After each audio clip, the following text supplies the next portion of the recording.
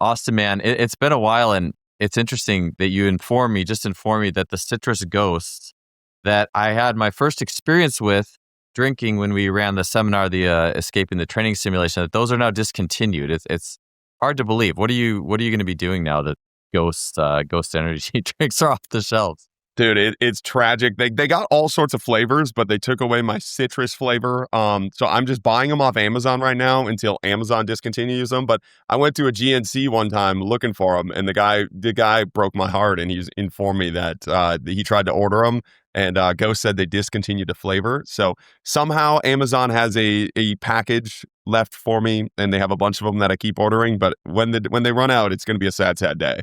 Probably good for my heart, but it's a sad, sad day in my heart as well. Yeah, I feel the same way. I didn't realize it was just the citrus flavor. Yeah, that was really good. Now that it's hit me, I do realize it's always like the ones that I've seen on the shelves are like some mix of like cherry and something or other, and which are good. I typically just go with coffee, but yeah, the citrus, man, is awesome. I want to ask you about the Jochum Strength Olympics here in a bit. First, I wanted to ask you this just because I think we both shared a little bit of a laugh over this, and it's like I like the movie title. It's like Men Who Stare at Goats, which I haven't seen, but I think about it's like strength coaches who stare at feet. And you had just mentioned something where it's almost like we have this version of strength and conditioning or athletic performance as if everything is coached up, everything is atomized, and all right, we're going to fix this little thing and this little thing and this little thing like you're a machine, and then we have to act the part as well. So tell me a little bit about your thoughts on that. We don't have to get into too many details or specifics with, who exactly, but just curious of your take on that element of coaching versus how you view the role of a coach in a training session. Yeah, that was a whole rant on a coaching eye thing that I saw where I was watching this like elite level coach, like this high level coach coaching literally a 12-year-old to like through a warm up and through a skip. And dude, literally everything that 12-year-old was doing, they were sitting there staring at every minute detail of their foot and their contact and like saying just random bullshit. It's like, it's all LARPing. Like we are LARPing as strength coaches when we do that. And I don't know if it's just like they're not aware enough to realize they're LARPing, but it's like it's a video game they are playing, and it's like they're trying to play off that they know something more than other people. And I'm blanking on the guy's name, but I had this ultra marathon coach on the podcast where he was talking about the coaching eye. And he said in one of the studies that I don't know if he was in it. I thought he was in it with his athletes because he was coaching some really high level athletes, but they had elite level coaches, a group of elite level coaches, a group of novice coaches, and a group of intermediate coaches. Look at an elite level marathon runner or sprinter, a intermediate marathon runner or sprinter, and then a novice marathon runner and sprinter. They showed them like still frames of it and like print, and they're like, can you tell me which one is the elite level and they couldn't. Like they couldn't. Like we're bullshitting, we're lying. Like, and there's studies on how we're lying. Like we're not actually seeing the things that we think we're seeing. And I think when you start to like really like digest that, like you're swallowing your own bullshit of just like making up things to like feel like you're important. And it's like, man, take your self-worth out of that as a coach. Like what are you actually here for, right? Like you're actually here to create an environment that makes movement fun for athletes so they can go to where they want to go. Like you should not be here to correct an athlete's foot placements on a skip when it's like, man, when is that applicable? Like that's the same thing I was talking about with like sprint starts and the things like that. I'm like, unless you're going for a 40, like when, like if you're in a combine or you're a high school athlete and there's millions of dollars on the line or there's a scholarship on the line, okay, you need to go run that 40 fast. But if you can just accept that as a coach and then go train, like we train combine athletes and we do that same thing, like that's a time and place where we talk to the athlete, like this is important. This is $1 million race. And if you can just admit that's why we're doing it. We're doing it to go make that $1 million.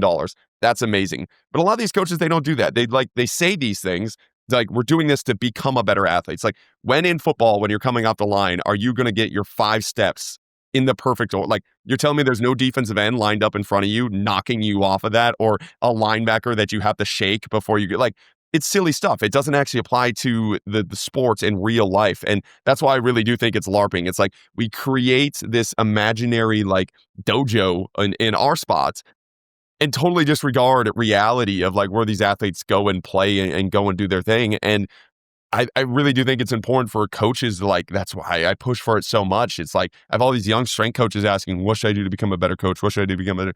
Go play a sport, man. Go play a sport. Go try to reach a high level of a sport. You don't have to reach a high level of sport. You don't have to be an Olympian, but like, you should actually put yourself in a sport, because we say we want to create bigger, faster, stronger. Like we say we want to create better athletes, but when you look at the sport itself, it's like, is that actually what you're doing? Or are you creating a bigger athlete? Are you creating a stronger athlete? Are you creating a faster athlete? Those are all important things, but like, you're also missing a big component of the skill piece. You're missing a big component of the psychological piece, of the technical and tactical piece of like what they are going to see on the field of play. And when you are away from that for so long, and again, myself included, when I was in that, I was like, I was just so disconnected from the sport because I wasn't playing it again. And this is 2 years out of sport, dude. I was 2 years out of sport. I just got done with sport, and I was still disconnecting myself because it was all I was seeing every day. It's just like a physical therapist. Like, if all you see is injured athletes, you think every athlete's an injured athlete. If all you see is a weight room athlete, that's all you see. That's all you understand. And I really think you need to like go look at the sport, go see what they're doing, and then be a little bit more realistic. And like, we just need to stop LARPing a little bit when it comes to the strength conditioning. Yeah, that is the to mention the very famous or well-known quote, like the world's a stage and we're players in it. It's like we do create our own like simulations that we, like you said, this is our stage. Okay, this is what happens in this stage. This is how I also play the part, and you learn to play the part. And yeah, sport is always the great equalizer. Play is always the great equalizer. I think back to Jeremy Frisch talks about, speaking of play, watching like just young boys. What do they do before we do any formal training, before there's any instruction? Well, they're wrestling and playing tag. And there's this, even so much in just watching a game or a play or anything where there's room for freedom and cohesion and a dynamic urgency, is you're always going to see things that go beyond the playbook, or I should say the typical textbook or the typical manual. And yeah, the more we can play, I always think too, if you're in human performance as, I guess you call it a strength coach or personal trainer, you're a generalist at heart. You're not you're not a, it's not like I'm a barbell specialist. And you're not, I mean, of course, that is an important part of the regime is barbells and all of those related items. But it's to your advantage to be a generalist, not just in all the ways you could train someone physically, but also the ways you can play in sport itself. Like if you played 2 different sports every year, you would have, every time I do a different sport, I can add that knowledge to that general sense of what being an athlete is. And so yeah, I certainly agree with you. And I think when you are only playing strength coach, yeah, you do. Well, what's important here? Well, I got to coach up every little thing. So I'm going to really look at this person's feet. And like, I think I mentioned to you, like if I was watching somebody do like a skip or a speed ladder, especially a young athlete, like I'm probably not, I've studied the feet and foot contacts for a very long time. And there's not a whole lot I would say to an athlete. Like the main thing I'll say if we're working on like slant boards or a Polish box or something is just to not let your heels much down. Just be aware of your heel. Like don't let your foot just flatten out against this when you're meant to have a forefoot contact. And sometimes that's pretty much all you got to say. You don't have to, you have to push the envelope on that kind of thing. But even with eating things in the grand, like you mentioned, the grand scheme of things now versus later, it's always, usually if someone doesn't have very good foot contact in a natural movement, a lot of times it's just because they don't have the physical tools. Like their feet are weak. Like they haven't experienced a lot of different surfaces. They're not strong, and there's more global coordination that's often there. So it's a lot of times it's what's came before, or just selecting more remedial activities to train through. And well, hey, after 2 months, what do you know? They're actually looking better. And I didn't actually have to really say anything or harp on them regularly. It's just part of that process of long-term development. But I think we're incentivized in that small box to make changes right here, right now. Say the thing right now. I know, I know what to look at. And yeah, I'm probably talking a lot about that point, but I agree with you. And it is interesting to think about the different specific isolated areas versus there is also this whole thing of being an athlete. And like you mentioned too, like if an athlete is actually struggling with their feet, like we can do things like let's say an athlete's not very bouncy, or like they're an earthbender and it would do them well to do like more plant, but like you could do that in like create an environment where we are training these things and working on these things. But I don't think that's what these, like you're telling me that 12-year-old's biggest weakness is their foot in the A skip. 12-year-old that can't skip at all probably doesn't even want to skip. Like, you're telling me that's what we're fixing in that environment, right? Like, how about we just put them in a game, a hopscotch, right? Like, let's just work out, develop the feet in hopscotch, right? Like, I'm not saying the feet are worthless, or I'm not saying it's not beneficial to build up the feet or work on the feet or do any of that, but like, we can just do it in so many better ways. And I don't think it's like you identified that as the weakness with the athlete and then you're going to spend some time on it. I don't think there's that much thought to it. I think it's more so what you were mentioning, where it's like, you want to feel like you have the answer right away in that moment to fix something. And it's like fixing Dose Citrus. Why are you fixing Dose Citrus, man? It's the perfect energy drink. Like, It was. that is the perfect athlete. And Eugene Bleecker just mentioned this on a swing video. He's a baseball guy out of 108 Performance. He's a fucking genius. I just had him on the podcast yesterday or last week. Dude, the way he talks about the swing and the athletic components of a swing, but he is really big into like, man thinks he can outsmart God. And like, that's he's very religious, but like his thought process, the way he said that, I'm like, he's like, when you watch the best swings, like the swings that resemble the major league swings the most are like 7 and 8-year-olds that haven't been taught before. Yep. Because it's like, 100%. they're wired to go do these tasks. If you just let them go do these tasks, then man tries to outsmart it and they break it because we're not that smart. We don't have all of that. Like, there are so like, I think just like having faith in the human body to be able to figure out these things and figure out these movement patterns and just put them in environments to allow them to do that. And like, again, set your ego aside for a little bit and realize you're probably not that smart. I'm not that smart. You're not that smart. We're not seeing as much as we think we're seeing. And we're probably wired much better than we are, like physically, than we are with our brains that have been like not built in this 100 years of strength conditioning that we have to outsmart thousands and millions of years of evolution.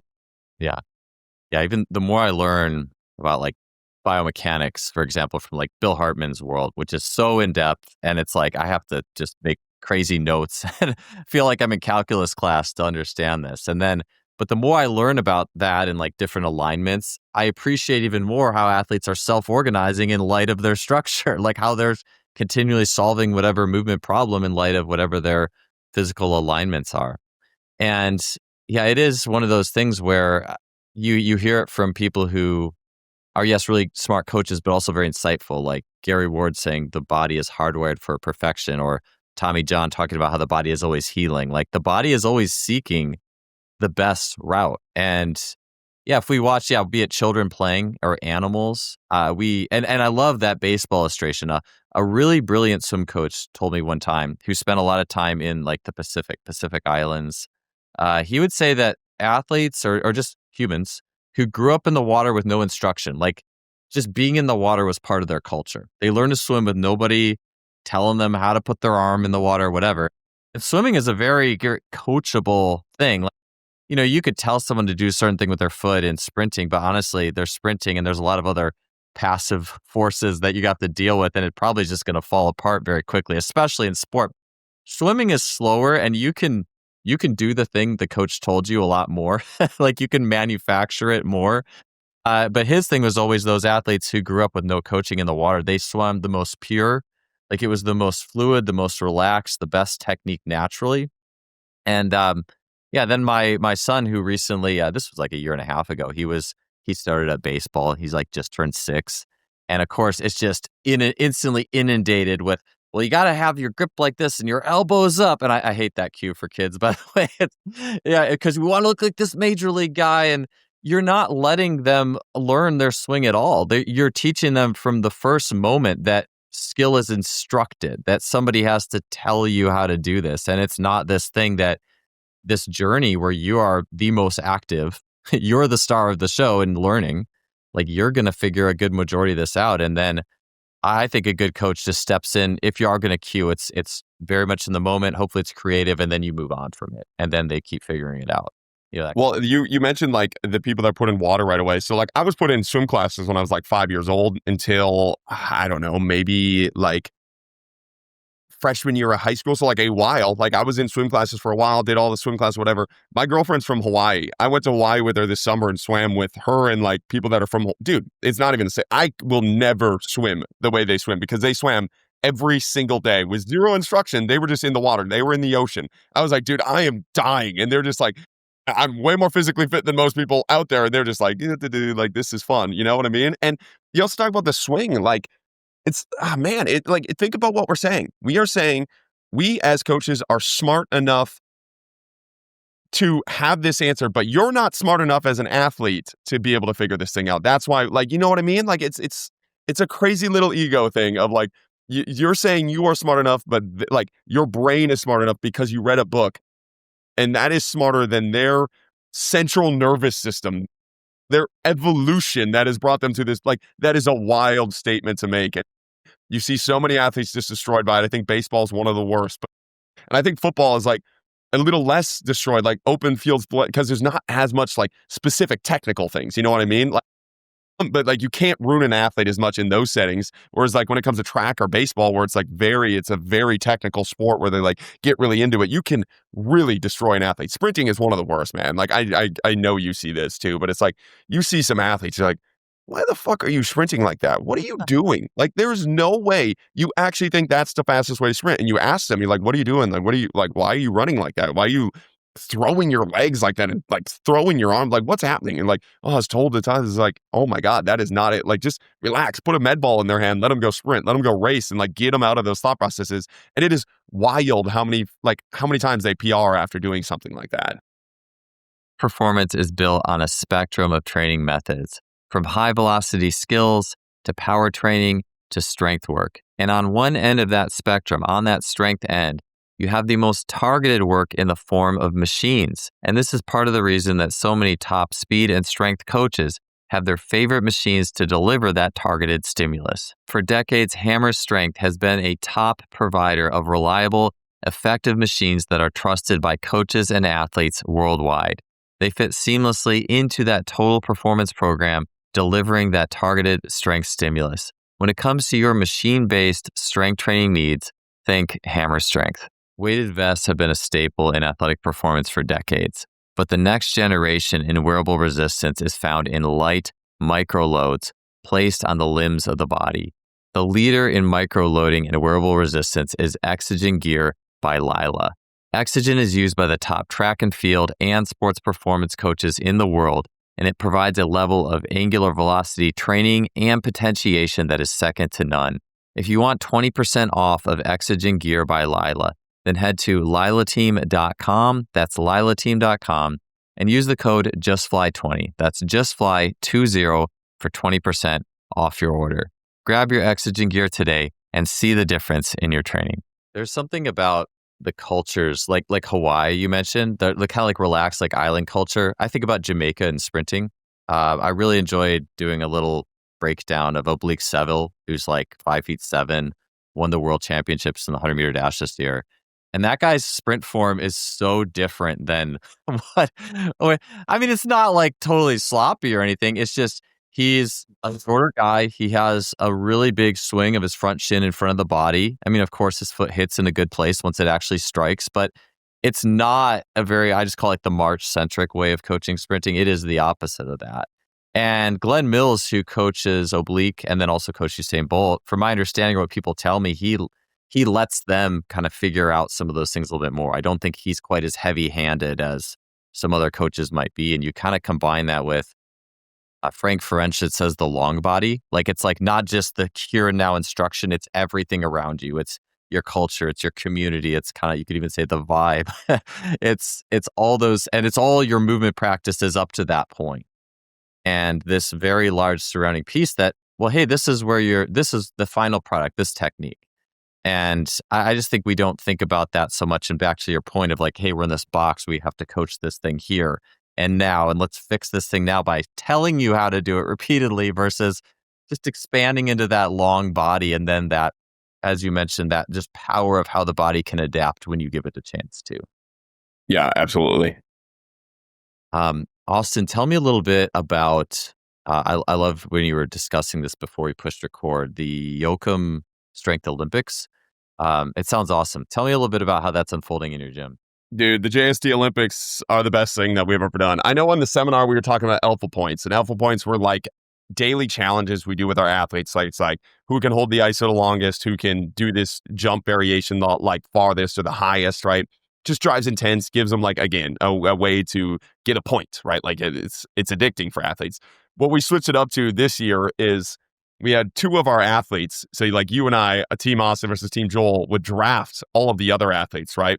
So they drafted, we've been doing this the last 2 weeks here. They drafted their teams. Every game we play, so like we play handball, any of our silly games, spike ball, handball, imaginary, like random rule JST game that we come up with is worth a point, right? So now they are part of their team. They are part of, and we switch this up. So this is the Winter Olympics. It's going to go to January, and then we're going to pick 2 new captains, draft another one so that you have different teams every single time.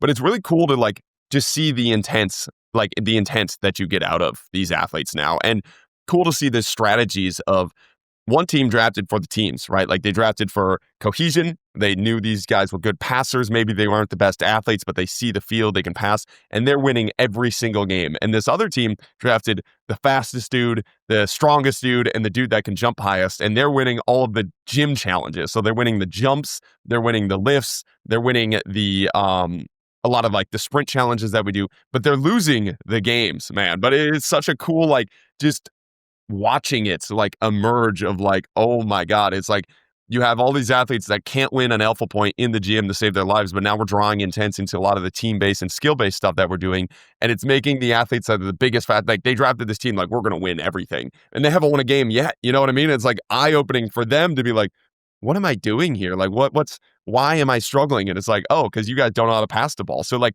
kind of forces them to like expand their skill sets and work on some of these things. But it's such a cool, like, it's been such a cool and fun way to like draw intent and make it a team environment. Again, how can you make training that day mean something to the athlete? How can you give them a reason to show up that day? Because again, you want to stack days. That's the goal of training. Stack as many good days as possible. And one of the things for attendance, athletes aren't sleeping in now. Because if you sleep in, you leave your team a player short, right? So like we work out at 6 a.m. every morning. Man, there'd be some Mondays where they maybe the Vikings play on Sunday night, and like, dude, the attendance on a Sunday night Vikings game in Minnesota would be brutal the next day. But now if you skip a day, like you have everybody reaching out to you being like, hey, you got to show up to the gym, like get your ass here, because otherwise we're going to be down 2 players in handball. So it's been great for the attendance, been great for the intent, but it's also been great for like the conversations it's had within the teams of like, hey, we need to do this. And now they're like strategizing in a lot of these games. I mean, like, this is what we need to do. This is what we need to work on.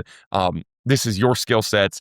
We need to use you for this skill sets. And it's been super fun. And it's also cool to like, we're talking about the point system of like jumps. So like, not only do we reward like the highest jump, so like, I think that's sometimes a little bit too easy. And I think that's where we got stuck with the alpha points a little bit too long. It was just like really good output athletes were winning a lot of the alpha points. But now it's like the best 3, the average of your team is the winner of the jump challenge. So like everybody is just performing to their max ability to like increase their team's average for these jumps. And it's also really cool because when people look at the play-based stuff, they're like, there's not intent there. Like we need to draw intent. It's like we're doing 360 jumps over this hurdle at heights that like a lot of athletes aren't doing regular jumps over this hurdle, because now it's like there's an intent to it. There's a challenge to it, and they're like getting after it. So that's another way we draw intent to a lot of the variation that we do in the training. But it's been super fun to give the athletes a reason to show up and like, again, make it more like a video game. We complain about these athletes. All they want to do is play video games. I was like, then make your training a video game. Make your training as fun as video games are. And I guarantee they show up to want to do what you want to do. Yeah. I'm sure the stimulus there too is just massive in terms of what you're getting from an actual training perspective, outputs, if you want to talk physiology and motor unit recruitment, just like massive. Dude, we had a dude we had a 1 yard lead into a 20-yard dash for an alpha point the other day. He ran a 2:39.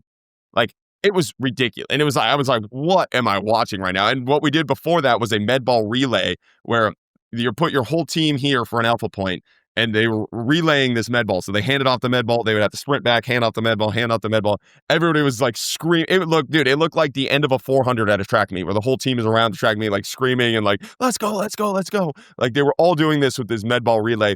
Went into 20s after that. And the amount of PRs we saw was ridiculous. And again, it's the mind, man. If you can get the mind to give a reason to go do what it's done, it's a supercomputer. It wants to go do these tasks. You just have to give it a reason to.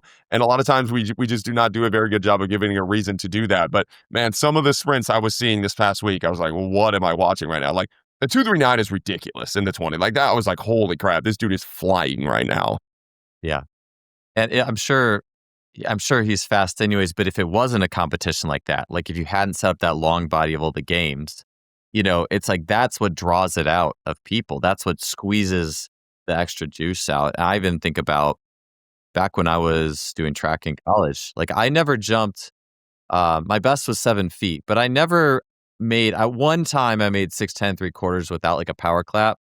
But all my other high jumps was when all the other athletes are around, my teammates are around, everyone's doing the power clap. And I always fed off that energy too, but I needed that. Like I really needed that community and where it felt like more than just jumping over the bar. And it sounds like that the JST Olympics, man, you're probably getting that little extra juice to get those guys who and girls who they already have those outputs, but it's turning it up. You're throwing a little bit more stimulus in the tank, and you train like that consistent enough. Like you said, stacking days. I find you stack enough days with that juice in the tank, you really start to see some big outputs. Because I think the variability in play too, it's like a auto wire to keep you from burning out. Like if you just ran 20s as fast as you could, and that was the only thing you did, and it wasn't like even a gamified type situation. Like you even mentioned too, the 360 hurdle jump. I think that burns us out quicker. But within play, it's like there's a nature-based variability that spreads out the forces a little bit. Dude, I found this with myself too. It's like my fastest sprint. So I've been doing this thing where I pick a sprint variation, I run it for 3 weeks. Almost every time, my fastest sprint is week 1 of that phase because I'm hyped to go do. It's a different sprint. I'm like, I don't know what my number is. I'm just gonna go. I'm gonna go get a kid after this. And like I found that with my athletes too. It's like. And again, like you stack that stimulus. So like you get a really good sprint day that day with the 20s. Then next week, instead of doing like what I've been finding is like, if I do the 20s again, they kind of just like, they fight to beat that number. It's less fun. It's less novel. It's less new. And they go fight to beat that number. And if maybe some parts of your training can be part of that, maybe you just need to like drill in a certain piece. And like some training is like that. Some training is just like, it does get a little repetitive. You do have to like master that skill, like whatever. But like a lot of training doesn't need to be. If I want to get an athlete faster, I just want them to sprint fast, right? So like now instead of a 20, the next week I'm going to do a 10-yard build and do a 10-yard fly, right? Like, and there's like, maybe it's a 15-yard build into a 5-yard fly or a 5-yard build into a 15. We're still running 20 yards as fast as possible. Like we're still sprinting, but now that gives a little novel stimulus to that athlete. And then we get a higher output out of it because it's new, it's fun, and they're not tensing up. They're not like, I'm just trying to beat this score on a scoreboard. I'm trying to beat the person next to me, or I don't even know what to beat. And I think that frees an athlete up a bunch. And when you free up an athlete a bunch, they go do what the body's supposed to go do. They get a high stimulus done that day. And then we get more high stimulus days done that day. Like it is because it's fun. It is because it makes the athlete show up.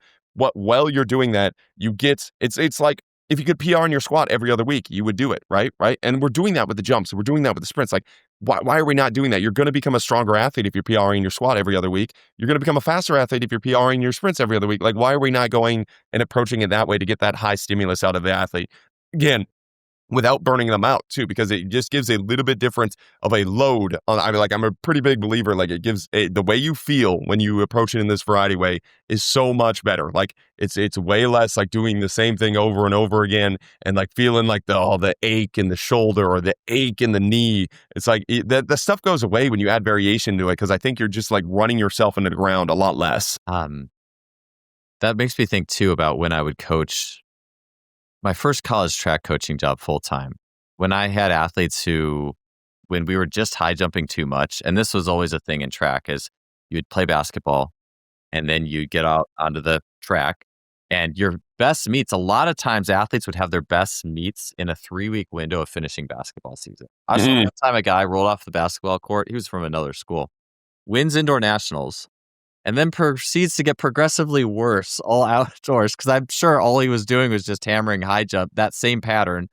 with all its, I would say like the judgment loop as well. It is a very intense singular activity, because it's a very compact takeoff, quick on a curve, and versus you playing ball, you're doing all sorts of different takeoffs and angles. And I think too, like you said, with like the stimulus and switching it up, there's this judgment loop in there. I think one of the ultimate anecdotes or antidotes, not antidotes to like I'm running time fly 10s and I stalled out would be, well, what if you just made a game of that fly 10 for like 3 weeks, instead of trying to time it the exact same way. And if I get really fired up, if It's like, what if I just chase somebody down really fast, in the scope of, we made a game with a long rectangular space and I did 15 chase downs in that game, or chasing a tennis ball in a variety of ways that elicits a similar top end speed effect. And then you went back to the fly tens. A lot of athletes will go back or set or exceed personal best. You see it a lot of times too with people who just use that as a warm up. And they're like, yeah, a lot of people PR'd today because it takes you out of that judgment side of your brain. I think I just spent enough years in that judgment side where it was only the time. And you instantly, if you don't PR, there's this little feedback loop. If you're going for max, I should say, if you're going for max and you don't set a personal best, a lot of times there's a little feedback loop. Oh, I didn't do it this time. There's a little rumination.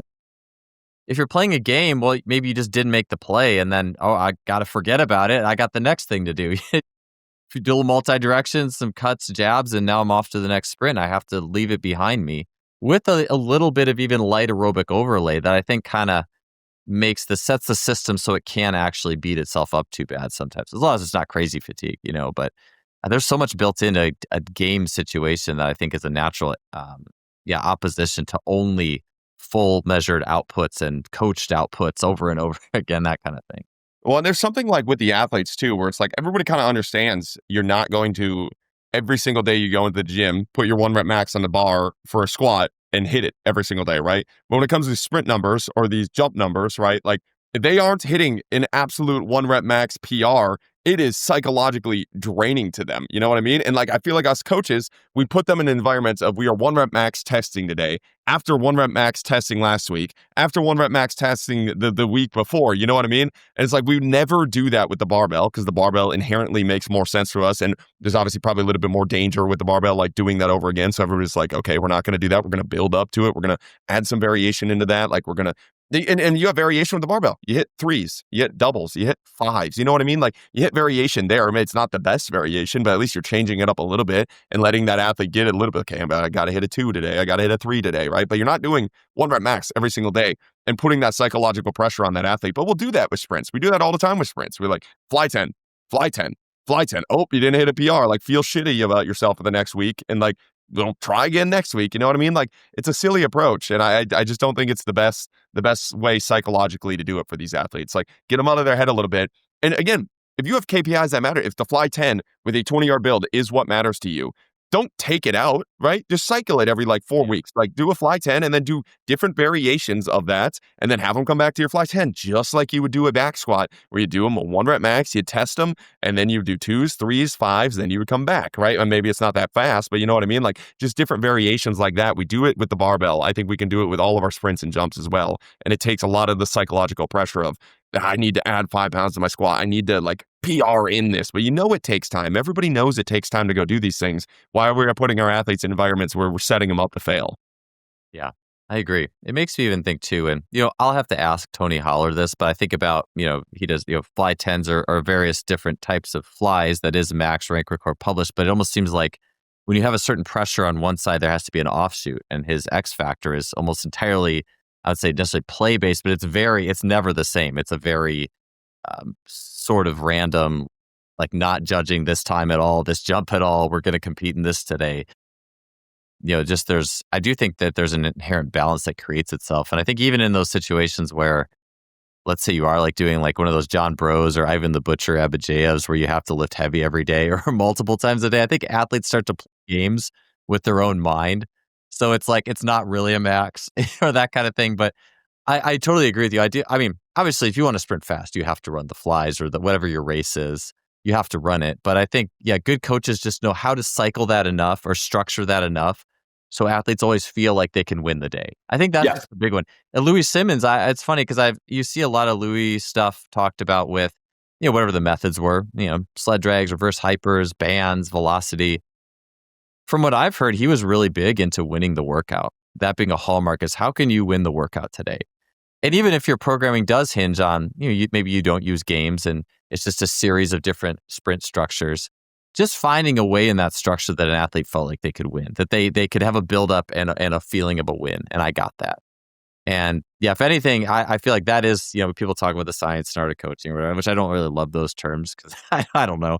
I just feel like that's just part of coaching. It's just part of a good session is finding that win. And of course, play is the easiest way to do it. Games that everyone can win, or rotating games that different people have strengths in, like the Olympics and things like that. I just think that's just such a good way to, you can have a good chance at a win today, and that mental buildup, I think, is so powerful. Yes, exactly. And you're not, again, that's what I mean by you're not going to win if you try to one rep max every single day.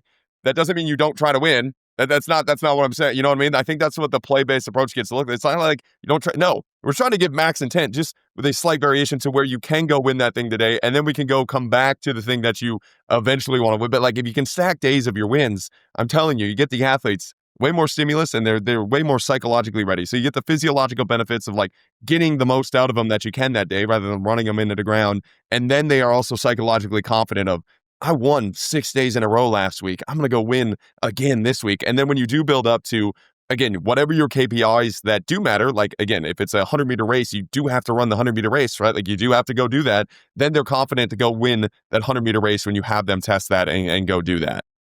Yeah. Yeah, I agree. I think I was just thinking about track as well. I think a lot of progressive overload, like if you're running even, let's just say like a tempo workout, like you're going to run 6 200s, and this first week you're going to run them in 33 and then 32 and then 31 or whatever. Like, yeah, I think there's a progressive overload piece to that. But I think a lot of that people don't consider is like the fact that it creates a structure where athletes at least feel like they won the week because they went, even though it's way submaximal, like they just feel like they won because they did better than last week. And it really, I think the mark of a real, we're coaching and that art really comes to life as well. What happens when athletes really start to get close now to the limit? And now how do you manage it? Because the easy win of the slow ramp up is not there anymore. Same thing with lifting, right? Like, hey, we're going to go 65% this week. You win. 70%, you win. But then what happens once you start to get to that edge? And yeah, there's different ways to measure and velocity-based training. I think you had a recent video about that too. I'd be curious to hear your opinion on that. And actually, maybe let's shift gears, Austin. I know you've been doing a lot of Olympic lifting, a lot more Olympic lifting in your training. Yeah, let's talk a little bit about your recent Olympic lifting experience and just what it's done for you as an athlete. Personally, but then I like to get into like some strength and maybe some velocity or some structured lifting items out of that. But tell me about your Olympic lifting and what it's done for you recently. Yeah, dude. I the thing that it's done is given me intent in the weight room again. Like I just felt like I was so burnt out in the clean and so burnt out in the bench and like just the basic things that I would just kind of go and like walk through the workout that I needed a different challenge. I needed something to like get excited about in the weight room. And I was like, fuck it. Like, let's go learn how to snatch. Let's go learn how to clean. The skill component, this is something that I've really, really loved about the Olympic lifts. And like, the reason the Olympic lifts work for me, like I'm still not fully set that the Olympic lifts are just the magic key to athleticism. Like that was me in high school. Like I know it's not that case, and I think we need to stop over promising the results of all of these training methods. The thing that works is getting intense and being excited for your training. If you're not excited to go Olympic lift, they're not going to work for you. I have athletes that are not excited about Olympic lifting. I program them just because they're working for, like, the reason they work for me is because I'm excited to go do them. So I show up to the weight room every single day to go do them. And I really get addicted to like the skill piece and like it's an athletic way to lift. And like that's the thing I found too. It's like it's made all my other lifts easier because they're less athletic. And so it's like this continuum of like when I'm sprinting and jumping, Olympic lifts are easier because it's from athletic to less athletic. And when I'm Olympic lifting, squatting and deadlifting are easier because I'm going from athletic to less athletic. So the brain can kind of just go do what it needs to go do.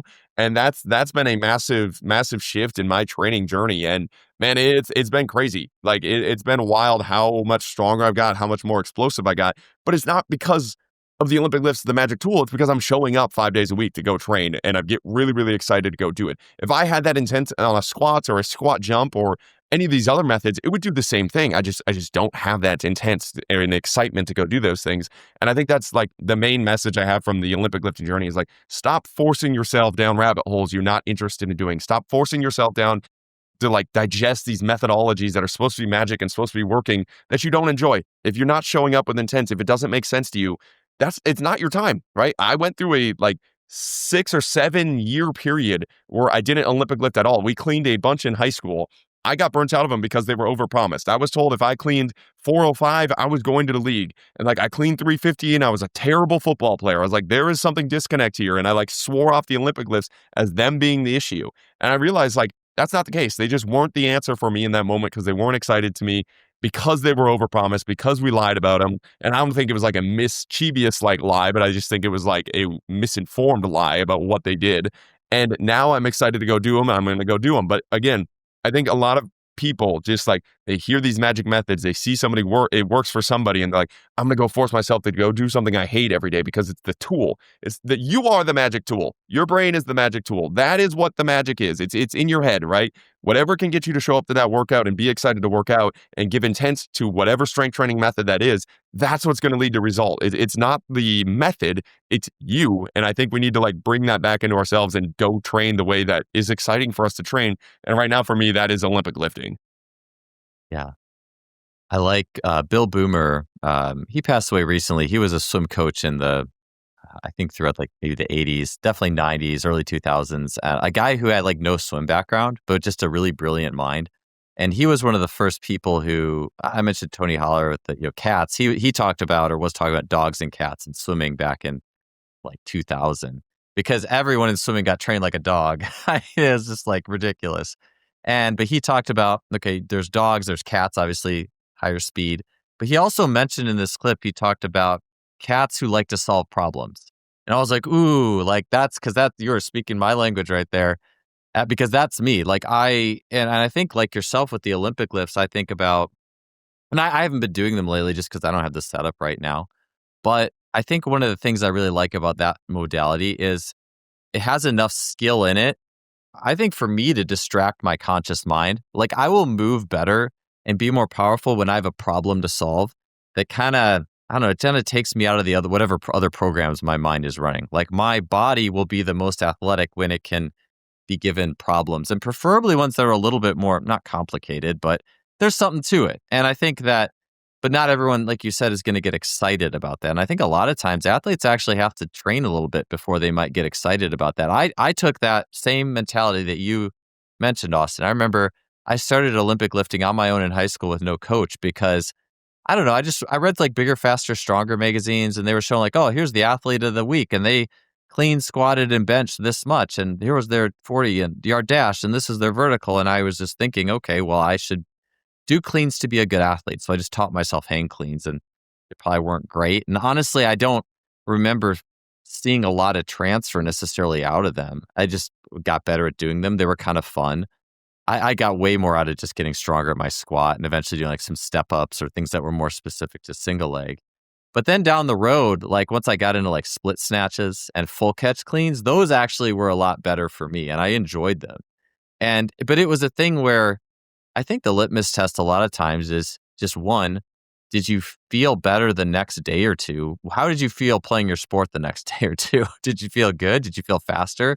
Or if you paired the Olympic lift with something, did it go better for you than doing dumbbell squat jumps or something? Dude, I could tell you. Yeah, go ahead. Oh, I just like that triggered some thoughts that been having about Olympic lifts. And there's like two things that I want to say there is like, I think there's a massive difference. If you have a general base level of strength, but there's a massive difference in doing Olympic lifts in the like 65 to 85% range, or just like powering your Olympic lifts versus like 85 to 100. Like when I start doing 85 to 100% Olympic lifts, I feel like I'm doing Olympic lifts for the sake of doing Olympic lifts. When I'm doing it from the 65 to 80, I walk out of that gym feeling like a fucking animal ready to like go. Like I'm going to hit the farthest softball in the world. There's a connection piece. There's like a snap piece. Like there's a stimulus that provides to me. And it was like, oh, like I feel like a lot of times when we're programming these Olympic lifts, it's just the PR and Olympic lifts. But I have found a massive difference in the power benefits of 65 to 85% versus once I get above 85, it's just like, and it's still good if you're a contact sport athlete. Like when I look at the 85 plus, it's really good for contact prep. Like I feel it's just like different feel. Like I leave like,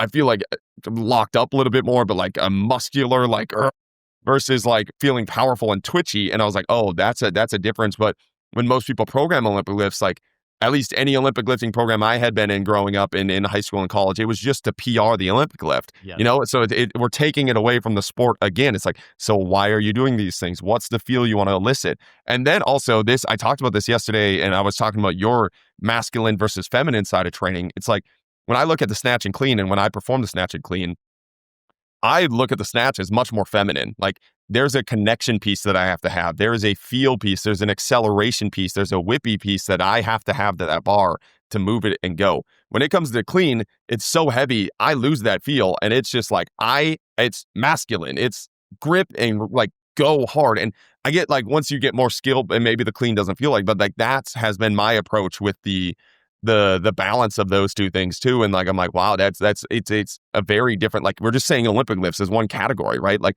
a split snatch is so much different than a heavy clean. Like, those are not even the same exercises. They do not provide the same stimuluses or the same feels to those athletes. And I think we can like even break them down a little bit further into what are we doing? What percentage are we doing them at? Why are we doing them? Are we trying to build up big traps and like athletes that can survive a fucking hit? Okay, then we're probably going to clean heavy and like get them beefy and like go in that regard. Or we're trying to develop a little bit more skill based today, or a little bit more connection based today, or a little bit more feel to the bar today. Then I'm probably going to snatch. And again, the more athletic you make the snatch, where you're going in that split snatch, that's even more feminine, where it's like even more of a connection, even more of a twitch. Like, and there's different feels in all of this stuff that I think is not talked enough about. It's just like, Olympic lift, go do more. And I'm like, man, once I reached a 300, like, I was like, I think once I got to like 350 on my clean and got to like 225 on the snatch, I stopped noticing the direct benefit, just because it was a strength deficit. Like, I stopped noticing the direct benefit to my sprints and jumps, right? Now the benefit comes when I'm hitting that 65 to 85% range. And then I feel better with my sprints and jumps. Once I go over that, then I know I'm Olympic lifting the Olympic lift, but I want to, because like I'm trying to drive my Olympic numbers up for the sake of driving the Olympic numbers up. You know what I mean? But there is a law of diminishing returns. And that doesn't mean just because it's diminishing returns that there's no returns, right? Like, it does. I would much rather if get tackled by a 225-pound snatcher versus a 275-pound snatcher. But on the same regard, I would much rather be tackled by a 275-pound snatcher that is beat up and unskilled on the field versus a 225-pound snatcher that is skilled on the field and feels good, right? So it's like, there's so many components that go into, are Olympic lifts good or bad? And it's just a yes or no answer for so many people. It's like, we're not breaking that down into, what is your goal? What does that athlete need? What do we need to work on? And building those things out in your program, thinking about those things in your program. I just think the argument gets we're going to drive up 1 rep maxes. And then people are like, well, driving up your 1 rep max is stupid. It's like, yeah, but there's 17. It's like same as your squat. Like, just because you're not going to 1 rep max your squat doesn't mean squats are worthless, right? Like, that's a silly argument to make. Yeah, for sure. It all really ties to, or having something to anchor it to. And I think that's just the big thing. If you're not an actual Olympic lifting coach, if you're not an actual powerlifting coach, you always have to have anchors in the dynamic world.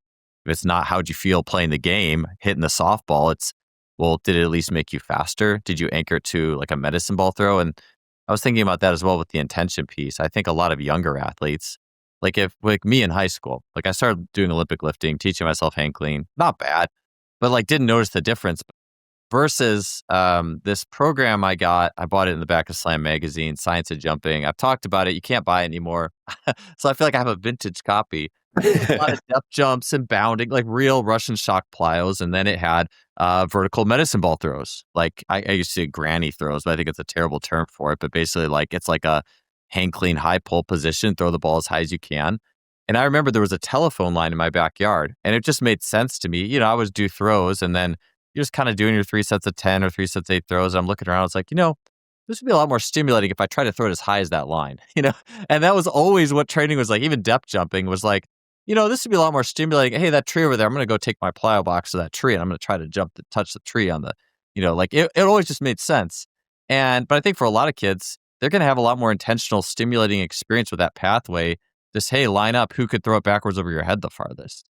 That's going to matter more for them a lot. And I do remember like several months after doing that program, and I would say the depth jumps were the number one stimulus there. The bounding was good too. But like, I just remember just taking off for a 2-foot, 2-hand, like dunk with a plant, with 2-hand plant, or holding the ball with 2 hands, kind of like a med ball, and just freaking bashing it, like dunking just getting up so easy, dunking so hard. And I wouldn't necessarily felt like that with an Olympic lift, but I kind of wanted to touch on your point. I love how you mentioned that with the snatch and clean, because I do think a really heavy like block clean, like just get under the thing and just bash it, versus almost if you had the whole team do like a 60 to 70 kilo split snatch, and it's like, who can get under this and just snap that landing really fast and hard and make it look good?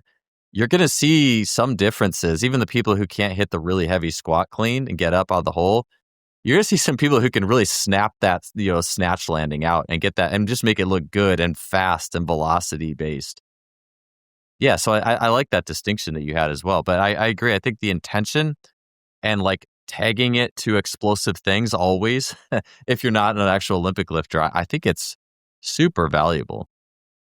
And yeah, and I think too, it's like, I mean, it's periodization 101, but it's like like what parts of your program, like right now. So like for me, I'm like basing it off my own program. Like right now, we're pretty much in the off season of softball, right? I'm all right with like sending myself to the moon and but I understand why I'm not going to feel the best right now. You know what I mean? And it's just, again, this like, what's your purpose of training? What's your purpose of using this tool? Why are you trying to use this tool? Right now, my goal is to become as big of a beefcake as possible and like clean as much weight as possible, snatch as much weight as possible. Knowing that, I know I'm not going to feel the best, right? I'm not going to jump the farthest. I'm not going to sprint the fastest. Doesn't mean I cut those things out, but like, that's my goal right now.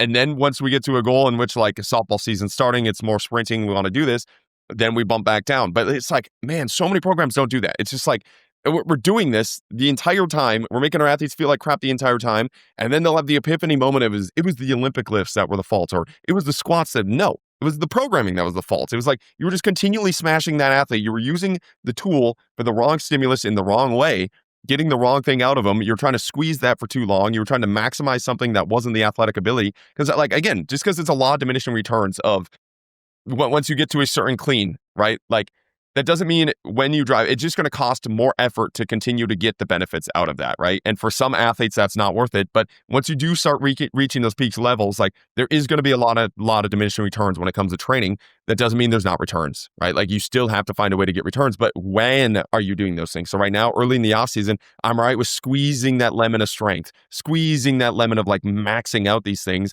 And then, so when I pull back off of that, once the season's starting to start, then we can start to explore all of these other things. And we squeezed enough there that we can draw a lot out of these other novel tools. But I just feel like a lot of times when it comes to the Olympic lifts, and not even just Olympic lifts, but strength training in general, it's like we're doing that all year long. And then the coaches will have these epiphany moments, these fake epiphany moments where it's like, it was the tool, it was the back squat. Now we got to do the unilateral. And then they go do the same thing with the unilateral squats. Like, that's just so... That argument drives me fucking insane. It's like, have you guys actually ever loaded up a unilateral squat heavy, right? Like, I ran a Cal Dietz program where I was doing like 600-pound safety squat bar eccentrics. You do not feel good. Just because it's an eccentric thing does not mean you feel good. Like, it's stupid. It's the philosophy. It's not the tool that is the fault. It's the philosophy and the way that you load it. And just because you switch from a back squat or you don't do Olympic lifts and then you start doing squats, right? Like, you're going to feel better for a little bit because you're not as good at them. You spent all your time there. So maybe you're doing less weight. You're doing it a different way. It's a novel movement. And then you're going to get to the point with the squats like, oh, now they're all beat up again. Now it's the unilateral thing. You know what you're going to do with the unilateral thing if you don't change that philosophy? You're going to do the same thing. You're going to run your athletes into the ground by just beating them up over and over again with that thing, because it's not the tool that is changing. You need to change your philosophy on how you train these athletes and the reason that you use these things. Yeah. Yeah, it's like I've mentioned this anecdote before. I don't think in a while, so I'll say it. But it's like the idea of I think when like rear foot elevated or single leg as opposed to double leg was really starting to become more popular. There was a D1 program, NCAA, that was going ham on Bulgarians, just going heavy, and ended up with a few guys like kind of spraining their pubic symphysis or something in the hips that ties the pelvis together. Because you think about it, that back leg is kind of getting cranked up. And I mean, that's a good thing, as long as it's not too hard, as long as it's enough for some of those tissues through the quad and rectus femoris to lengthen a little bit. Like, that's a good thing. But if you treat it with the same mentality of I'm just going all out, and you don't have control, you don't have passive control the way going down, how you're rewarding the feedback loop of, hey, clean technique, we want to make sure we're doing this and we're going to feel better in a couple of days, and we can tie this to our sprints or whatever. And I mean, I wasn't in the program, so I don't know, but I do know that if you don't have any difference in mentality, it isn't the exercise. And I think it almost goes back to, even like what I mentioned with what you were saying about stimulus, like there's almost these universal laws like stimulus, variability, precision, control, and how we adapt that kind of go beyond, well, it's this exercise is so good or this one. I think a fun game would almost be, all right, if you had your strength coach, all right, you got these exercises. That's it. Find a way to have the athletes in front of you adapt the best. And you could change, you could play with them. You could play with the execution, stances, how they're done, all these ways, but you got to use them. Find a way to make them work. Go.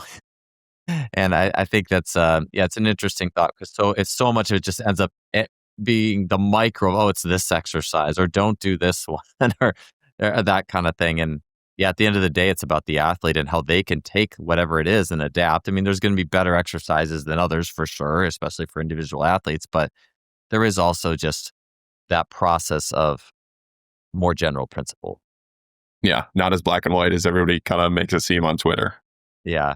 I like too about that's why one of the things I like with sandbags, just because I think it actually can relieve you from feeling like you have to if you do Olympic lift, I think it can relieve you from feeling like you have to do that all year. Like just doing like sandbag throws over your shoulder. I mean, it's pretty gnarly. And it's a lot more alive feeling like you're kind of fighting something. And I find you're doing that, and maybe it's different if you've been training for a while, but if you go to Olympic lifting after you've been hucking sandbags, like heavy ones, at least your grip, like handling the bar from an upper body perspective is like, it's nothing. It's more like the lower body. It's the catching and that kind of thing. Dude, that fits the athletic. Like I have noticed the same thing. Like it used to take me a long time to warm up for squats and get ready for squats. Now, dude, it's like I get done cleaning and snatching and I start with 2 plates, I go 3 plates, I go 4 plates. You know what I mean? And it's so simple because the movement before was so skill based, where it's like I can shut off my brain and just go up and down, up and down. Whereas before, it's like I was thinking about all. It's like, so I think the more athletic you can make your train, in the same way, like you made the athletic lifts or the Olympic lifts more athletic. But even with like some of our I'm thinking like if you're like a power lifter, like I really think implementing just 1 day a week of maybe, I mean, that's why you see some power lifters I've had on the podcast, they do strongman and they talk about the benefit of that, where they don't have to think as much when it comes to their lift. But even like Olympic lifts, if you're a strongman or you're a power lifter or these things, just like if you're not going to go full athletic, like let's make what you do just a tiny bit more athletic. And I bet it helps how you feel and just your mental approach to these lifts. Based off what you're saying, Austin, I think about it kind of like painting, and back to what you said about like everything's in its own little silo. And if you sit in this one silo, everything revolves around that. I almost look at it as colors on a palette. And a lot of times, I want to say a lot, it's almost always the best training is when instead of all those colors being completely separate and you move from one to the other, they start to merge. And even to the point where you bring in skill and complexity into that equation. Or even, I think even subtle fatigue, like I'm not saying train tired, but even when you do like an every minute on the minute sometimes, like, hey, sprint these 20s and it's EMOM, sometimes like the second or third one's pretty darn good and you wouldn't have expected it. I mean, obviously if you're going to be at your full, you have to have a little more rest. But sometimes just those little subtle skill or things that get you at least out of that overthinking brain. I think that's just the trick. It's like, it's having enough shades of color of different qualities in a training session that takes you out of that overthinking, over ruminating, look at the feet and let's coach up this little thing. Like that's the trick, magic ticket type mind. And helping us that's just how we're athletic too.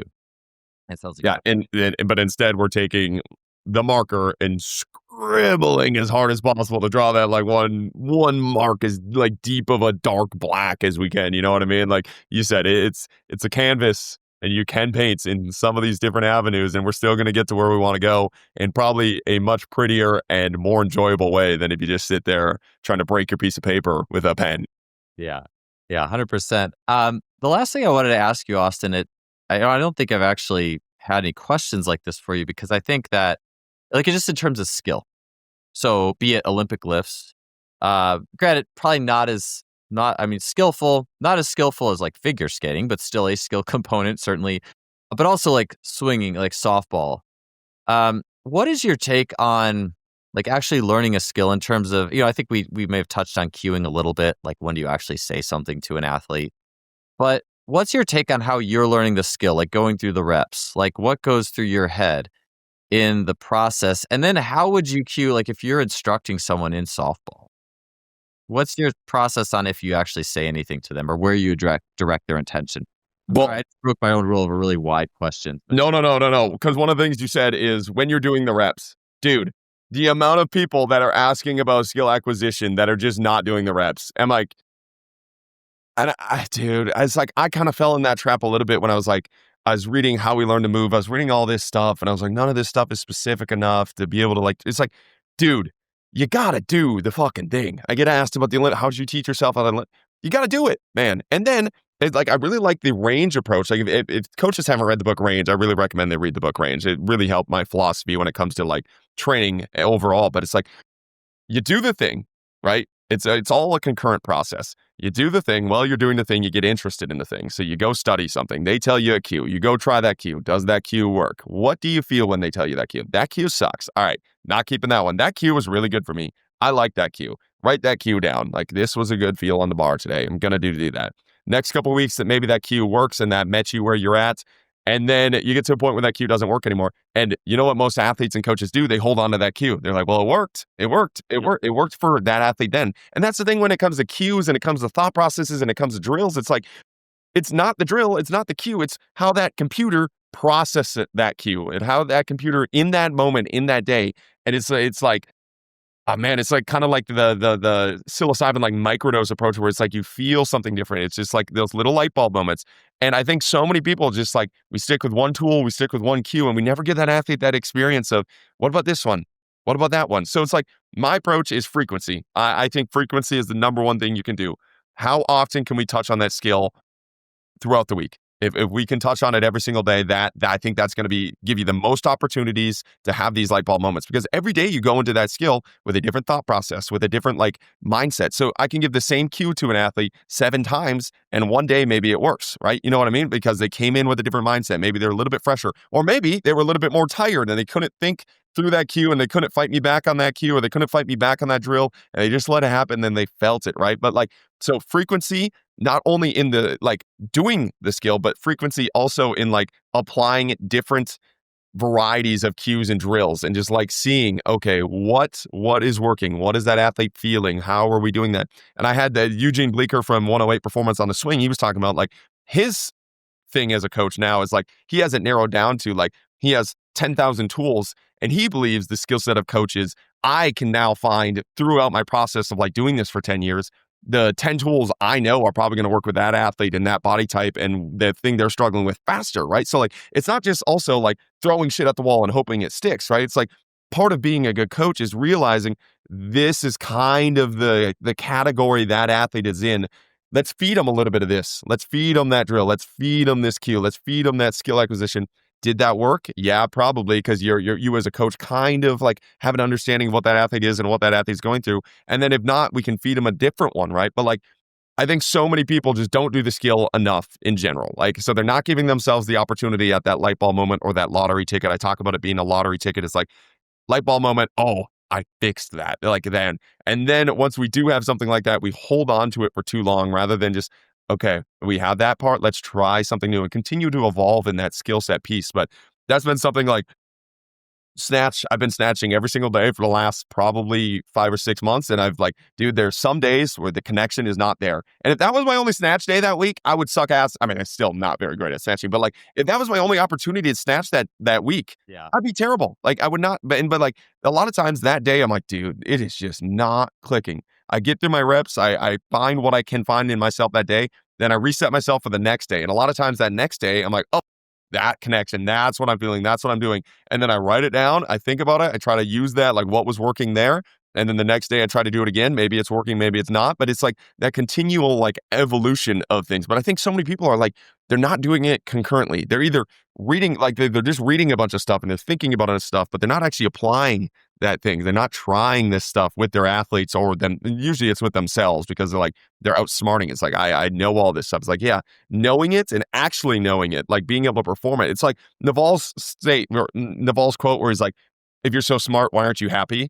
It's like, if you're so smart, why can't you do these things? You know what I mean? Like, what's the litmus test of your training? You know all this skill acquisition stuff, you know all these drills, you know all these cues, but you still can't perform the thing. Okay, that's a paradox. What's the paradox? Either you're not as smart as you think you are, or more likely, you're probably just not applying the smarts that you have to the skill itself. So I really try to immerse my athletes in a frequency approach. We're trying the things over and over and over again to give them the opportunity at grabbing that lottery ticket. And then I try to put them in environments in which I kind of have an inkling. Sometimes I'm wrong.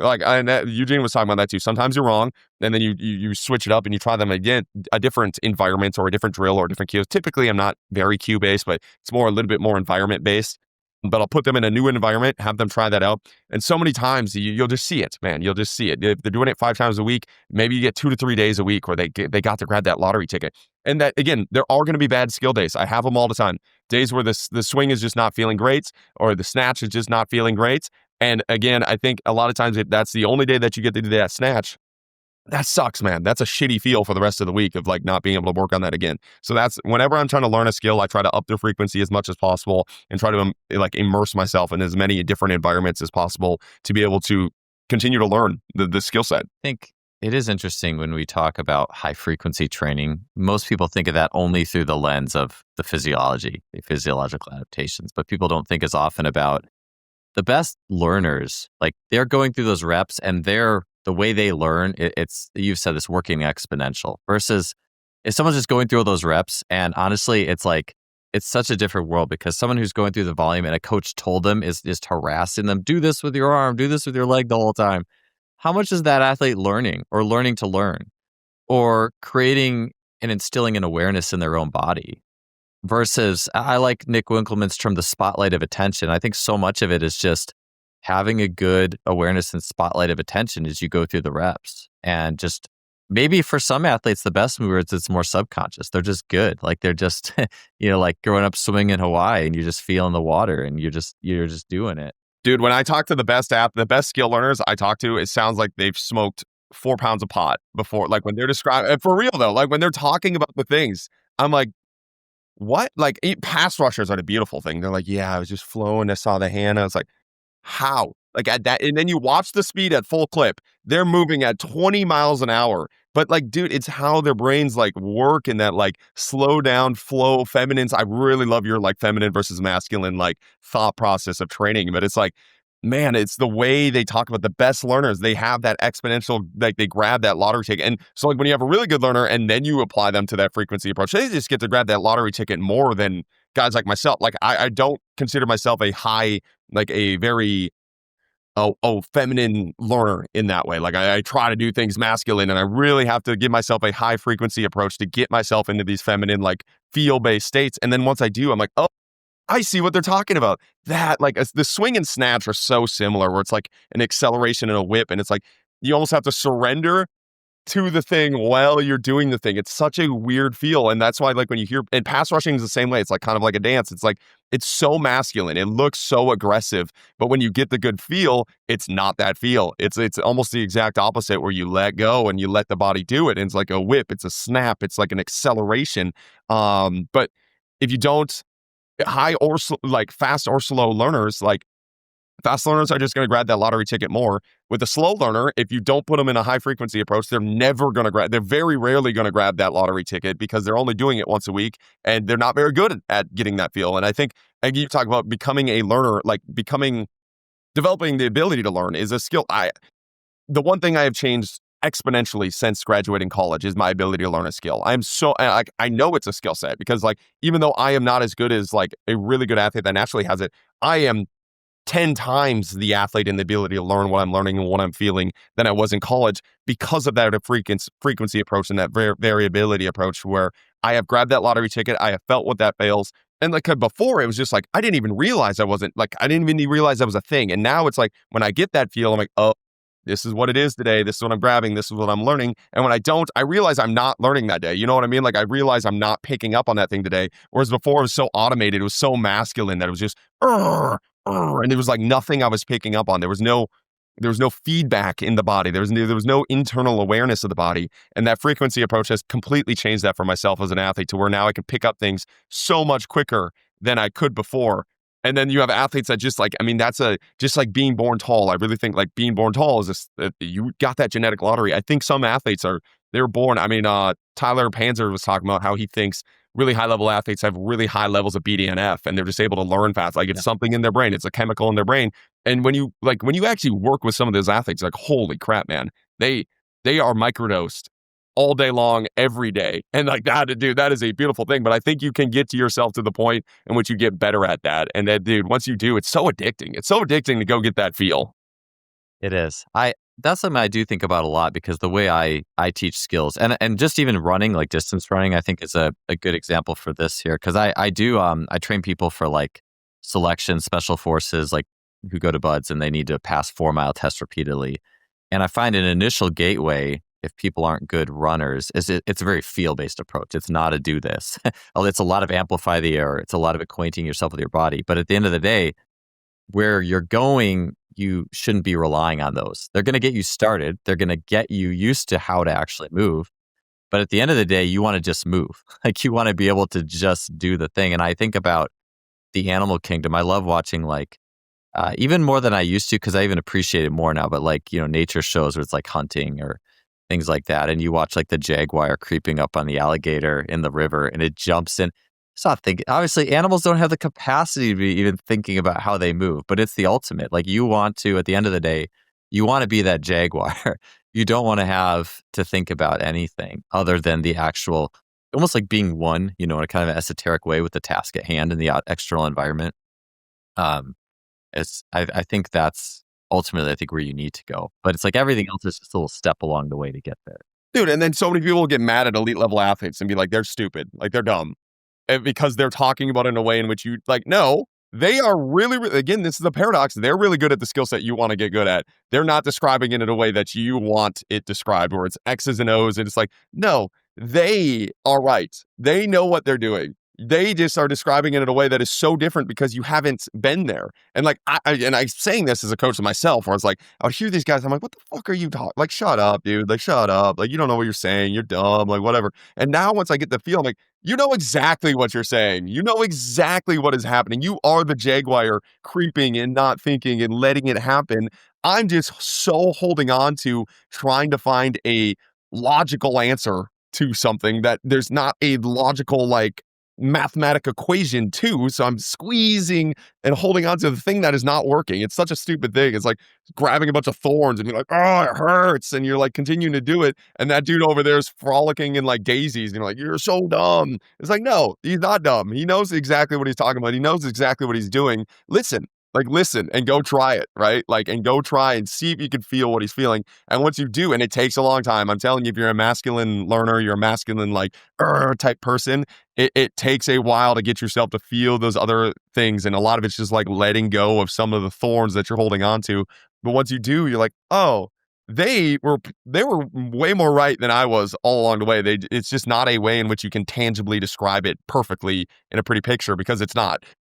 Killing an alligator isn't like, as a jaguar, is not a pretty perfect, I'm going to plan and plot and go do this. And I'm going to put my elbow here and my knee and I'm going to creep this way. It's not how it happens. And it's the same thing in sports. It's not how it happens. And we need to stop holding on to things that aren't reality because we want a pretty picture of it. The journey to mastery, it is interesting, be it, strength limitations or power limitations. And it's like the best athletes, like the Bo Jackson.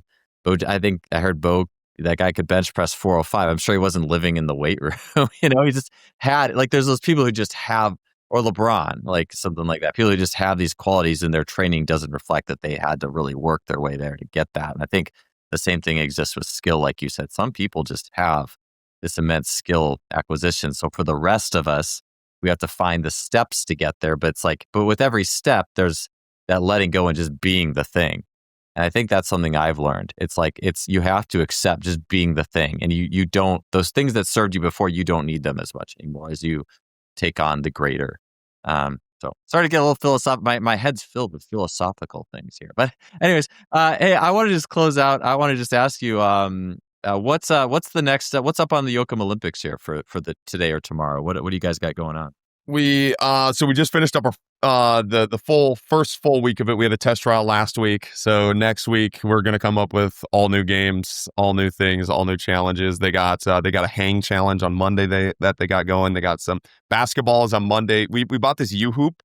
If you're a coach that has a private sector like gym and you need a portable basketball hoop, we bought this U-hoop the best investment we've ever made. Like you put a dumbbell on the back of it so it holds it up and you just can move this thing in and out. It's super lightweight. It's a 10-foot rim. Dude, we play for an Alpha Point every Monday basketball. The attendance on Mondays has never been higher. Everybody wants to go play basketball. It is wild. So basketball on Monday, and they got a hang test on Monday that's coming up. So that's kind of the next 2 Alpha Points to go in. But yeah, that's been, the U-Hoop has changed our Mondays at the gym. There's something primal about a bunch of men wanting to go play basketball. It is so funny. Like, I have never seen people more addicted to a sport than that. Even if they don't play basketball, just something about, I'm gonna go do this, and it's the most meathead there's not a foul called the entire time. It is the most contact prep sport we play in our gym because they just destroy each other in the rim. Because we dunked, we had one of our he's playing in the XFL, trying to go to the NFL, but he's like 320 pounds and can dunk. And he dunked on it a couple times and he kind of bent our rim. So nobody can actually make a shot in it because it's a little bit bent. So like you have to get pretty lucky to shoot. So like a lot of it's just driving to the lane and just getting daddy hacked. But it's the ultimate contact prep sport for our gym right now. And we got that on Monday.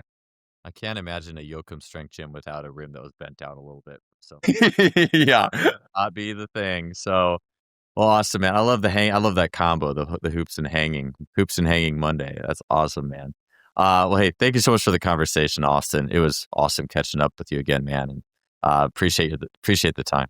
Yeah, I appreciate you having me on.